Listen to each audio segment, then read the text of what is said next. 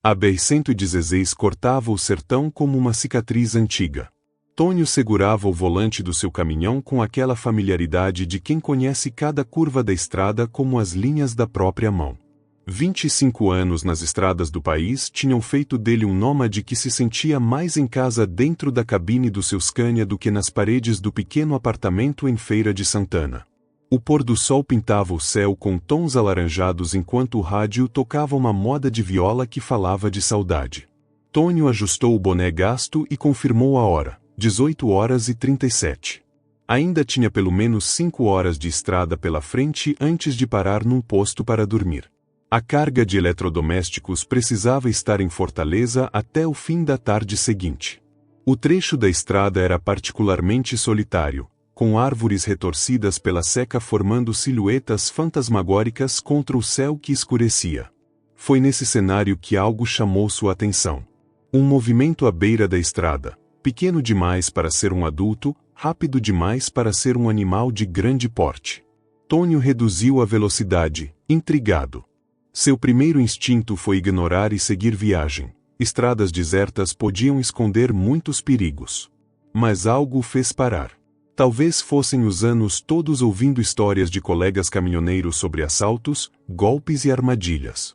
Talvez fosse apenas curiosidade. Maldita hora para quebrar o caminhão, pensou, supondo que era alguma família com problemas no carro. Não havia qualquer veículo visível nas proximidades. Ele reduziu ainda mais a velocidade, até quase parar. Foi quando viu uma criança. Uma menina que não parecia ter mais que 8 anos. Estava parada na beira da estrada, o vestido azul empoeirado, os cabelos desgrenhados pelo vento. Não chorava, não gritava. Apenas olhava fixamente para o caminhão que se aproximava. Tônio estacionou o caminhão no acostamento, ligou as luzes de emergência e desceu. A cautela o acompanhava, olhando ao redor para verificar se não era alguma emboscada. Oi, você está bem? Cadê seus pais? Perguntou, aproximando-se lentamente. A menina não respondeu.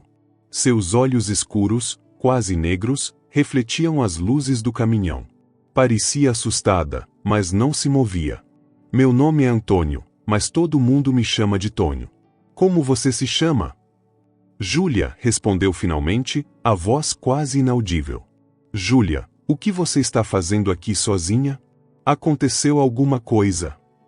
A menina apontou para o outro lado da estrada, onde a vegetação ficava mais densa. Meu pai, o carro dele parou. Ele disse para eu esperar aqui enquanto ele ia buscar ajuda. Faz muito tempo. Tônio sentiu um aperto no peito. A estrada estava deserta, não havia sinal de carro quebrado, e o posto de gasolina mais próximo ficava a quase 40 quilômetros. Quanto tempo você está esperando, Júlia? Não sei. O sol estava lá em cima. Ela apontou para o céu, indicando que esperava desde o meio-dia, pelo menos. 6 horas sozinha à beira da estrada. Você tem sede? Fome? Perguntou Tônio.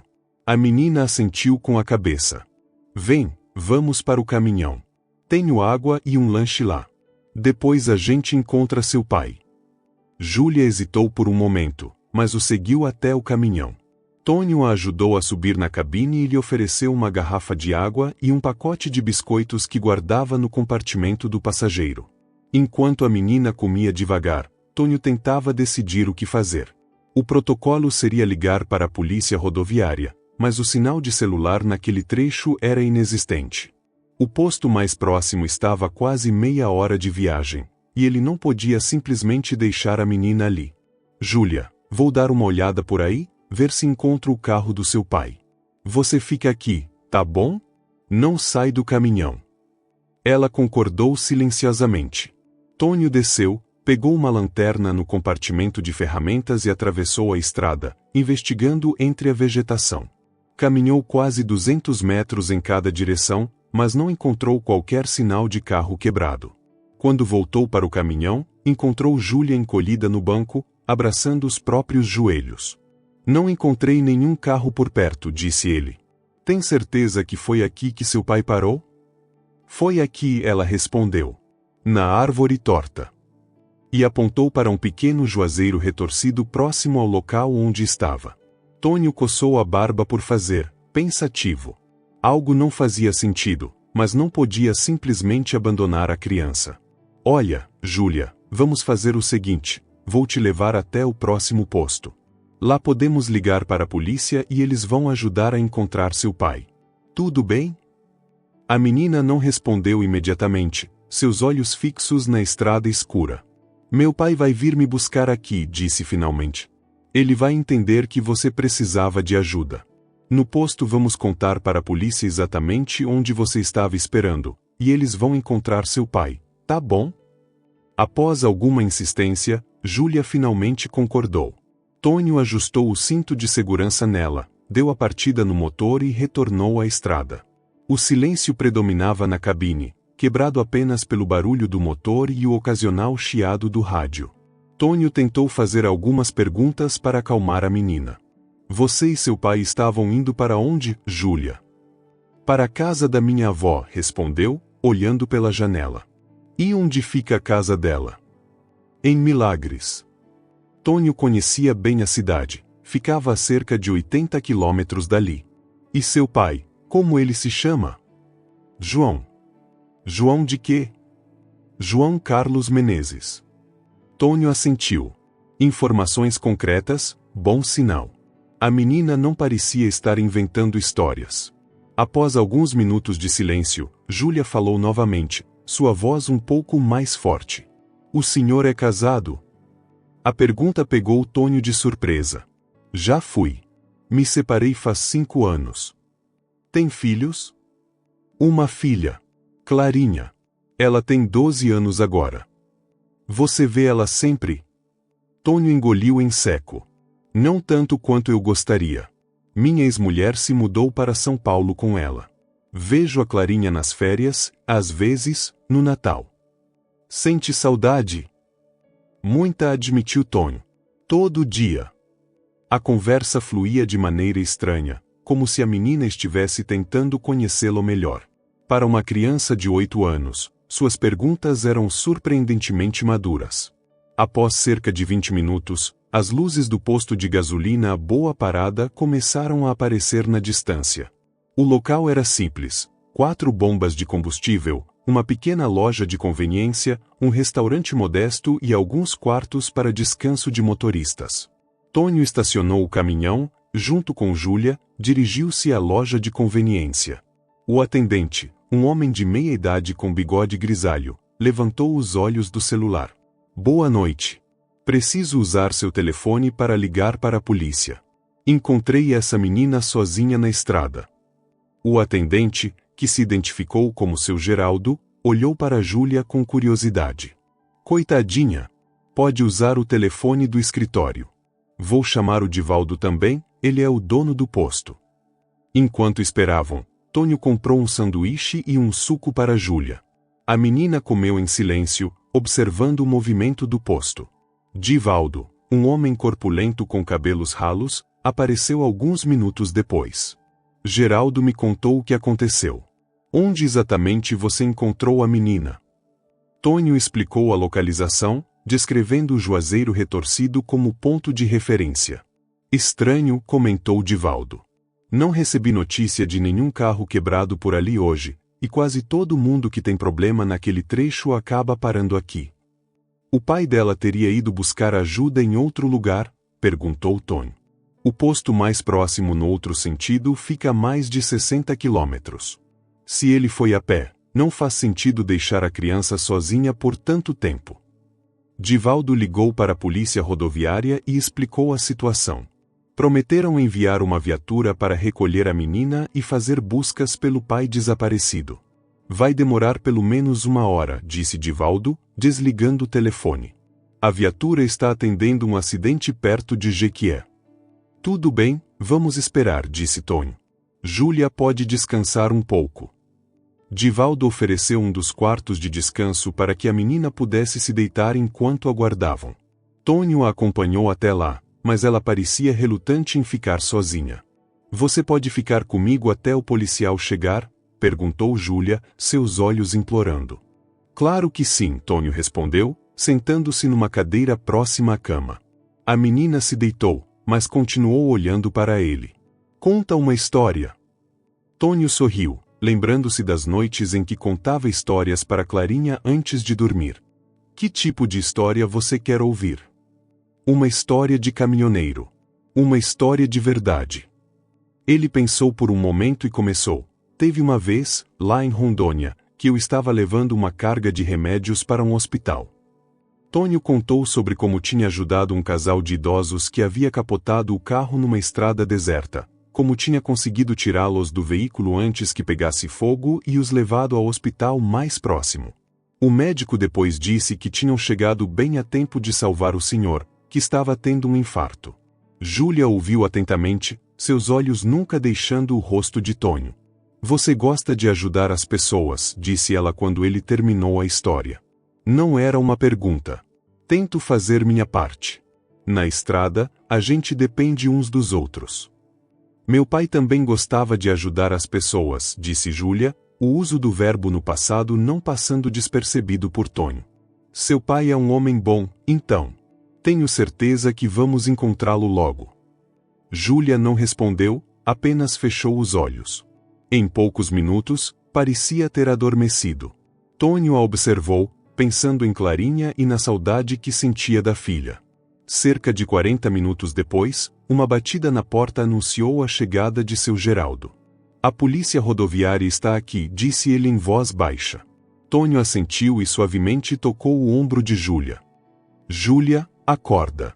Os policiais chegaram para ajudar a encontrar seu pai. A menina abriu os olhos, parecendo momentaneamente confusa, mas logo se lembrou de onde estava. Na loja de conveniência, 2 policiais aguardavam. Tônio explicou novamente como havia encontrado Júlia e onde exatamente isso tinha acontecido. Vamos levar a menina para a delegacia em Jequié, disse o policial mais velho, identificando-se como Sargento Mendonça. Vamos acionar o conselho tutelar e continuar as buscas pelo pai. Posso ir junto? Perguntou Tônio, relutante em se separar de Júlia. Não é necessário, senhor. Mas vamos precisar do seu contato para o registro da ocorrência. Tônio forneceu seus dados e número de telefone. Quando chegou a hora de se despedir, ajoelhou-se na frente de Júlia. Os policiais vão cuidar bem de você agora, Júlia. Eles vão ajudar a encontrar seu pai. A menina o abraçou repentinamente, surpreendendo-o. Obrigada por não ter passado direto, seu Tônio sussurrou em seu ouvido. Algo na frase o incomodou, mas ele não conseguiu identificar exatamente o que. Afastou-se gentilmente e sorriu para ela. Se cuida, Júlia. Vai dar tudo certo. Os policiais levaram a menina, e Tônio ficou observando a viatura se afastar. Divaldo se aproximou. História estranha, não? O pai desaparecer assim. Muito estranha, concordou Tônio. Espero que encontrem ele. Vai seguir viagem agora? Tônio olhou para o relógio, quase 22 horas. Vou descansar um pouco. Saio de madrugada para chegar em Fortaleza no horário. Ele retornou ao caminhão, estacionou adequadamente no pátio do posto e se preparou para dormir. Mas o sono demorou a vir. Imagens de Júlia sozinha na estrada escura, de Clarinha em São Paulo, e pensamentos sobre o misterioso pai desaparecido se misturavam em sua mente. Foi acordado pelo celular tocando às 4h30 da manhã. Era um número desconhecido. Alô? Senhor Antônio? Aqui é o Sargento Mendonça, da Polícia Rodoviária. Tônio sentou-se, imediatamente alerta. Sim, sargento. Encontraram o pai da Júlia. Houve uma pausa do outro lado da linha. Na verdade, senhor, é sobre isso que preciso falar com o senhor. O senhor poderia passar na delegacia em Jequié antes de seguir viagem? Aconteceu alguma coisa com a Júlia? Prefiro explicar pessoalmente, senhor.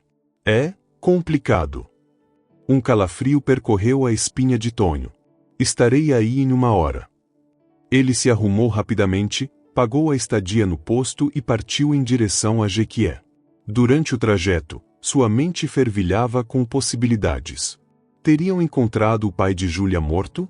Seria ele um criminoso? Por que o sargento parecia tão hesitante ao telefone? Chegou à delegacia pouco depois das 6 horas da manhã. O sargento Mendonça o recebeu com uma expressão grave. Obrigado por vir, Sr. Antônio. Vamos para minha sala.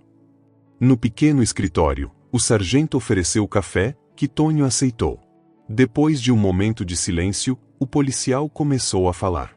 Sr. Antônio, fizemos buscas durante toda a noite no local que o senhor indicou e não encontramos nenhum sinal de carro quebrado ou de qualquer pessoa. Talvez o pai dela tenha conseguido consertar o carro e esteja procurando por ela, sugeriu Tônio. É possível. Mas há outro detalhe. O sargento hesitou. Verificamos o nome que a menina forneceu, João Carlos Menezes.